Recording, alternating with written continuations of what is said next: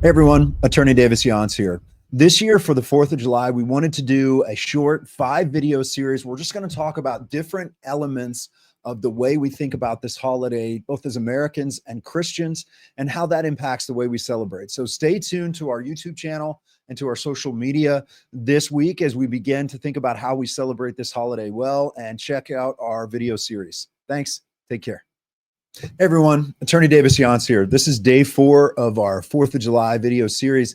Today, I want to talk about some 4th of July memories, and I just want to kind of take a minute to share some personal things because I think that's important to do whenever we have a holiday. So we can think about not only historically why this holiday matters, how it impacts us, but we can also think of memories because holidays, celebrations, and things like that generate memories for all of us. So there's a few different 4th of Julys that are important to me. And I remember as a kid, there are 2 4th of Julys that always stick out the most. One is when we thought our house was burning down.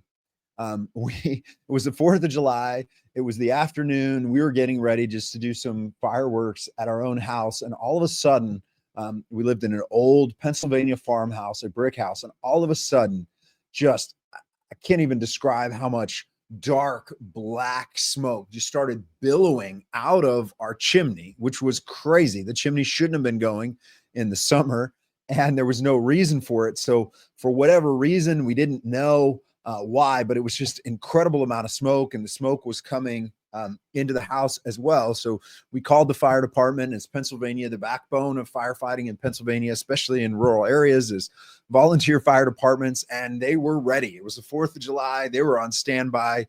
They were ready. They responded very quickly. And it turns out there was just a problem with our furnace, and it actually had like blown a small hole in it, which was wild. So we didn't lose our house, but I'll never forget that moment of thinking, wow, we're going to lose our house. Our house is on fire on a holiday. I also remember the first 4th of July that my wife and I spent together when we watched the fireworks together when we were dating. And obviously that's a special time.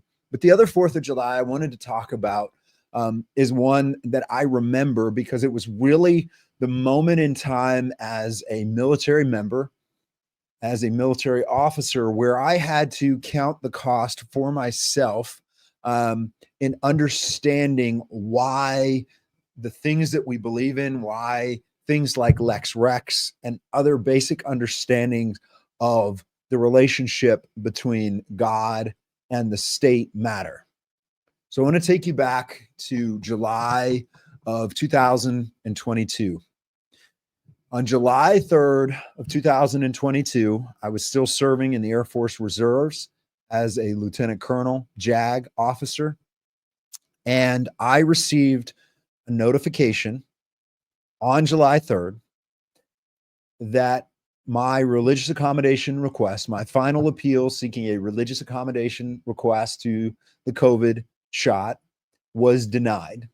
And that same day, I was given a written order to receive the COVID shot. So as you can imagine, I had 5 days to comply with that order. And it was a moment where I already knew what my decision was. My wife and I had already talked about it and prayed about it. We knew what stand we were going to take. But I spent that 4th of July in 2022 recognizing and realizing that for the first time at that point in a 19-and-a-half-year military career, I was facing a decision on whether or not I was going to defy an order given to me by a superior to do something that I believed was immoral, unethical, and for me would have violated my faith and my religious convictions at that time. So I was faced with the question of what was I going to do? I was being given an order by my superiors in the military to do something that I believed was wrong for me to do, that violated biblical teaching. And I was at a point in which I was having to decide whether or not I was going to challenge that order. Now, ultimately, my decision was to challenge that order.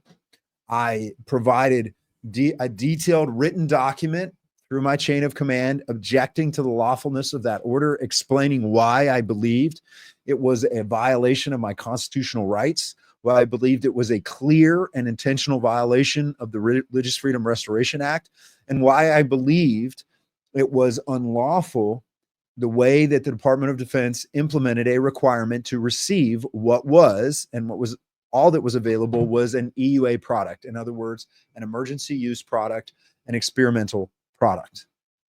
So when I made that decision, it wasn't quite like the founding fathers, who were literally going into rebellion and could have been accused of being treasonous in their actions. But I was in a situation as a seasoned Air Force officer with almost 2 decades of service, of being labeled someone who was in violation of a lawful order and faced separation.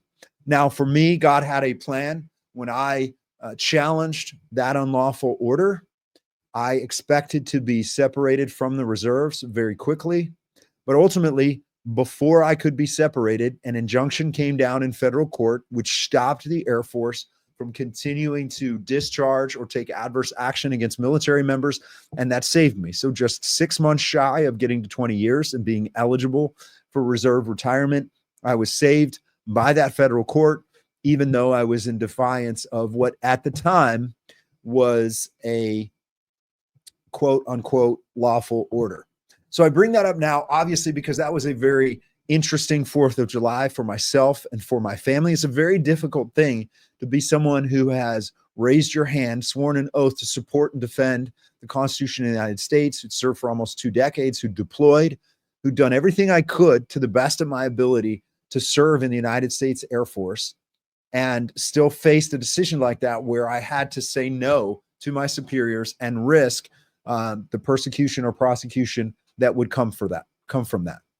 What's interesting now, as I think about this 4th of July, my family and I are going to be celebrating it very differently this year, because now we know that under the Trump administration, because of the way this has all come out and been handled, now the official position of the Department of Defense and the administration is that the COVID mandate was unlawful as implemented in the military. So think about that. It's taken until now to get here, almost 3 years, to get to the point where my decision to defy that order has been vindicated. And it is now clear, and it is now the official position of the Department of Defense, that that was an unlawful order. So for me personally, I'm not going to be thinking too much about that 4th of July where I thought our house was burning down. I'll certainly be thinking about the first 4th of July I spent with my wife and watching fireworks and holding her hand. I'm sure we'll get some smiles and some chuckles and conversation about that. But ultimately, I'm celebrating this 4th of July, praising God and knowing that as it stands today, our Secretary of Defense and the Department of Defense has recognized that what they did to me and so many thousands of others during the unlawful COVID mandate was wrong, and that steps are be taken to make it right. That fight's not over yet, but we can celebrate knowing that we have been vindicated by the lawful authorities for the stand that we took. So, hey, listen, thanks for watching. I hope you're preparing to have a great holiday tomorrow. Take care and God bless.